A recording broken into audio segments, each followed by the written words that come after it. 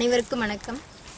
வீரம் விளைந்தது நிக்கோலாய் ஓஸ்திரோஸ்கின் அப்படின்ற ஒருத்தரோட சுயசரிதை தான். அவர் எழுதின சுயசரிதை தான் இந்த புக்கு. இது ஒரு நாவல் வடிவத்தில் தான் நம்மளை பயணிக்க வைக்கிற ஒரு புத்தகமாக இருக்குது. அதாவது ரஷ்யாவில் புரட்சி நடந்ததுக்கப்புறம் மறுகட்டமைப்பு, அங்கே மிகப்பெரிய பொருளாதார சிக்கல்லையும் மிகப்பெரிய போராட்டங்களுக்கு மத்தியிலையும் அந்த மக்கள் இருப்பாங்க. அப்படிப்பட்ட சூழலில் என்ன நடந்துச்சு, எப்படியெல்லாம் மக்களோட வாழ்க்கை இருந்துச்சு, எப்படிப்பட்ட அர்ப்பணிப்புகள் தியாகங்கள் அங்கே இருந்தது அப்படின்றதெல்லாம் இவரோட வாழ்க்கை வரலாறு மூலமாக நம்மளால் பார்க்க முடியும். நிக்கோலாய் ஓஸ்திரோஸ்கி அவர் ஒரு சின்ன வயசில் இந்த நாவல் எப்படி ஆரம்பிக்கும் அப்படின்னா, அவரோட சின்ன வயசில் ஒரு முரட்டுத்தனமான ஒரு குழந்தையாக தான் இருப்பார். அவங்க அம்மா ரொம்ப கஷ்டப்படுவார். அப்பா இல்லாத தாய் மட்டுமே தாயாலேயே வளர்க்கப்படுற ஒருத்தராக தான் நிக்கோலாய் இருப்பார். அவரை கல்லூரிக்கு பள்ளிக்கு அனுப்புகிறப்போ அந்த பள்ளியில் அங்கே இருக்கிற ஒரு பாதிரியார் அவர்கிட்ட நடந்துக்கிற முறை இவருக்கு பிடிக்காது. அதனால் இவர் ரொம்ப முரட்டுத்தனமாக நடந்துப்பார். அதுக்கப்புறம் அந்த பாதிரியாரால் அந்த பள்ளியை விட்டு வெளியே விரட்டப்படுவார். அந்த அம்மாவுக்கு வேறு வழி இல்லாமல் அவங்க ஒரு ரயில்வே ஸ்டேஷனில் தட்டு கழுவுற வேலைக்காக அனுப்பி வைக்கப்படுவாங்க. ரயில்வே ஸ்டேஷனில் இருக்கிற ஒரு உணவகத்தில் தன்னோட சிறு வயதிலேயே ஒரு உணவகத்தில், அதுவும் ரயில்வே ஸ்டேஷனில் இருக்கிற ஒரு உணவகத்தில் வேலை செய்கிற ஒரு சிறுவன் தொழிலாளியாக தான் இவர் நிக்கோலாய் இருப்பார். அப்படி அவர் வேலை செய்கிறப்போ இரவுகளில் அங்கே வேலை செய்கிற பெண்கள் நடத்தப்படுற விதம், அந்த பெண்கள் அங்கே தங்கக்கூடிய விருந்தினர்களுக்கு பாலியல் ரீதியில் வல்லுறவுக்கு பயன்படுத்தப்படுறது எல்லா விஷயங்களையுமே நேரடியாக கண்கூட பார்ப்பார். அங்கே அவர் வேலை செய்கிறப்போ அவர் மேலே, நிக்கோலாய் மேலே ரொம்ப அக்கறையாக ரொம்ப பாசமாக இருக்கக்கூடிய ஒரு பெண் இருப்பாங்க. அந்த பெண் அங்கே வெறும் விபச்சாரத்துக்காக பயன்படுத்தப்படுவாங்க. எப்படிப்பட்ட விபச்சாரம் அப்படின்னா, இவங்க ஒத்துக்கிட்டு இவங்க பணம் பேசியிருப்பாங்க, எனக்கு இவ்வளோ பணம் கொடுத்தா நான் விபச்சாரத்துக்கு வரேன் அப்படின்னு சொல்லியிருப்பாங்க. ஆனால் அப்படிப்பட்ட பணத்தை கொடுக்குறப்ப கூட இடையில ஒருத்தன் அவங்களுக்கு பேசிய பணத்தை கொடுக்காம பாதியை பிடுங்கிட்டு போவாங்க. அப்போ இந்த பெண் அவர்கிட்ட சண்டை போட்டுக்கிட்டு அழுதுகிட்டு சண்டை போட்டிருப்பாங்க.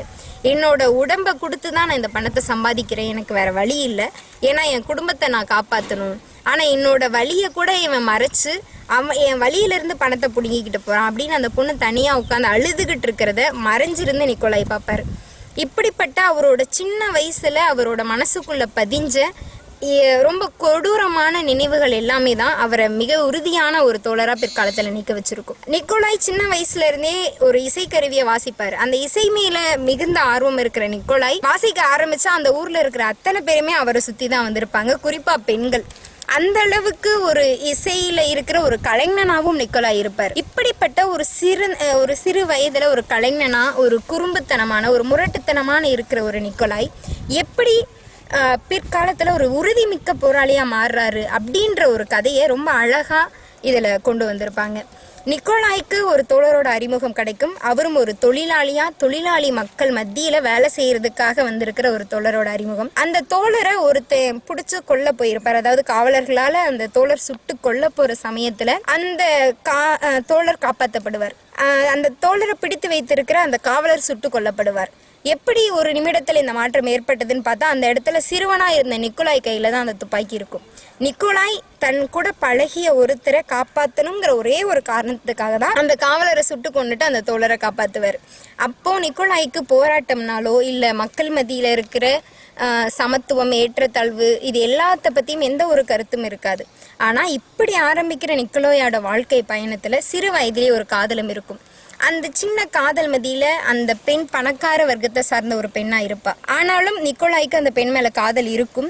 காதல் இருந்தாலும் அந்த பெண்ணோட நடவடிக்கைகள், அவள் உடுத்துற பணக்கார உடைகள், மிகவும் விலை உயர்ந்த பொருட்கள், இது எதையுமே நிக்கோலாயால ஏத்துக்கவே முடியாது. அது அவரால் ரசிக்கவும் முடியாது. அப்படிப்பட்ட சமயங்கள்ல நிக்கோலாய் இந்த தோழரை காப்பாத்துறப்போ அந்த பெண்ணை விட்டு பிரிஞ்சு வேற ஒரு ஊருக்கு அவர் போய் தான் ஆகணுங்கிற நிர்பந்தத்துக்கு வருவார். அப்படி வேற ஊருக்கு போறப்ப தான் தோழர்கள் கூட பழகிற, அங்கே இருக்கிற புரட்சிகர இளைஞர்கள் கூட பழகிற வாய்ப்பு அவருக்கு கிடைக்கும். இந்த போராட்டங்கள் இருக்கிற இளைஞர்கள் கூட பழகிறதுனால மட்டுமே நிக்கோலாய் உறுதியாக இருக்க மாட்டார். அப்படி பழகிறப்போ தத்துவார்த்த ரீதியில் நிறைய விஷயங்களை படித்து தன்னை உறுதியாக்கிக்காவிட்டால் இந்த புரட்சியில் தன்னால் நிலையாக நிற்க முடியாது அப்படிங்கிற கருத்துக்கு அவர் அப்போ தான் வருவார். அப்போ தான் அவரோட புத்தக வாசிப்புகள் தொடங்கும். மார்க்சியம்னா என்ன, கம்யூனிசம்னா என்ன, லெனின் என்ன சொல்லியிருக்காரு, என்ன செய்துகிட்டு இருக்காரு அப்படிங்கிற விஷயங்கள் எல்லாத்தையுமே அப்போ தான் படிக்க ஆரம்பிப்பார். அப்படி தீவிர புத்தக வாசிப்பாளராக நிக்கோலாய் மாறினதுக்கு அப்புறம் வெறும் புத்தக வாசிப்போட நிற்காம அங்கே நடந்துக்கிட்டு இருக்க பல்வேறு போராட்டங்களில் உறுதிமிக்க ஒரு தோழராக, உறுதிமிக்க ஒரு இளைஞனாக நிக்கோலாய் தன்னை நிறுத்திப்பார். அதுக்கப்புறம் நிக்கோலாய் அவரோட வாழ்க்கையில் படுற கஷ்டங்கள், உணவு அப்படிங்கிற ஒரு விஷயம் எந்த அளவுக்கு கொடுமையாக காட்டப்பட்டிருக்கு, அவங்களோட வாழ்க்கையில் ஒருவேளை உணவு கூட இல்லாமல் எப்படி போராளிகள் மக்களுக்காக போராடி இருக்காங்க அப்படிங்கிறது எல்லாமே நம்மளோட அடிமனசை பாதிக்கிற அளவுக்கு அந்த புத்தகங்களில் காட்சிகள் நம்ம கண்ணு முன்னாடி நிற்கும். அது மட்டும் இல்லாமல் இது மாதிரி போராட்ட களங்களில் பெண்கள் எந்த அளவுக்கு சம பங்கா இருக்காங்க. நிக்கோலாய் அப்படின்ற ஒரு ஆணா இருந்தாலும் அந்த ஆணுக்கு அரசியல் சொல்லி கொடுக்குற இடத்துல ஒரு பெண் இருப்பாங்க. அந்த பெண் தோழர் மேலே நிக்கோலாய்க்கு காதல் வரும். ஆனால் ஒரு காலகட்டங்களில் நிக்கோலாய் இறந்துட்டாரு அப்படின்னு தவறாக நினச்சி அங்கே இருக்கிற எல்லா தோழர்களுமே ரொம்ப வருத்தப்படுவாங்க. நிக்கோலாய் கூட பழகினவர்கள் மட்டும் இல்லாமல் சுற்றி நிக்கோலாயை பற்றி தெரிந்திருந்த அனைவருமே நிக்கோலாய் மாதிரி ஒரு மிகச்சிறந்த தோழரை நாங்கள் இழந்துட்டோம் அப்படின்ற ஒரு வருத்தத்துக்கு உள்ளாவாங்க. அப்போ தான் நிக்கோலாயோட உடம்புல மிக சீரியஸான பிரச்சனை இருக்குது. அந்த பிரச்சனைகள் எல்லாமே அவரோட உடம்பை ரொம்ப அதிகமாக பலவீனப்படுத்திக்கிட்டு இருக்குங்கிறதே நிக்கோலாய்க்கு தெரிய வரும். ஆனால் அப்படிப்பட்ட உடலியல் சார்ந்த பிரச்சனைகளை எல்லாத்தையுமே உடைச்சி எரிஞ்சிட்டு இறந்துட்டாருன்னு நினச்ச அந்த நிக்கோலாய் ஒரு சில வருடங்களில் திரும்ப அந்த தோழர்கள் மத்தியில் வந்து நிற்கிறப்போ எல்லாருமே ஆச்சரியப்படுவாங்க. இப்படி சாவையும் எதிர்த்து சாவையும் ஒழிச்சிட்டு நீ வந்து நின்றுக்க அப்படிங்கிற ஒரு இடத்த வந்து நிக்கோலாய்க்கு கொடுத்துருப்பாங்க. அப்படிப்பட்ட நிக்கோலாய் தன்னோட முடியாத காலகட்டங்கள்லையும் இந்த இராணுவத்தில் எப்படிப்பட்ட வீரியமான போராட்டங்களை தலைமை தாங்கியிருக்காரு, எப்படிப்பட்ட வீரியமான போராட்டங்களுக்கு ஒரு மிகச்சிறந்த உதாரணமாக இருக்கார் அப்படிங்கிறதெல்லாம் இந்த புத்தகத்தில் அந்த இளமைக்கான ஒரு காதல்ங்கிற உணர்வோடவும், இளமைக்கான துடிப்புங்கிற உணர்வு, அர்ப்பணிப்பு, தியாகம், வறுமை, இது எல்லா விஷயங்களையுமே நமக்கு ஒருங்கிணைத்து கொடுக்கறதா தான் இந்த நாவல் இருக்கும், வீரமிழைந்தது. இப்படிப்பட்ட நிக்கோலாயோட வாழ்க்கையில் இறுதி கட்டத்தில் ஒரு பெண் மேலே நிக்கோலாய்க்கு காதல் வரும்.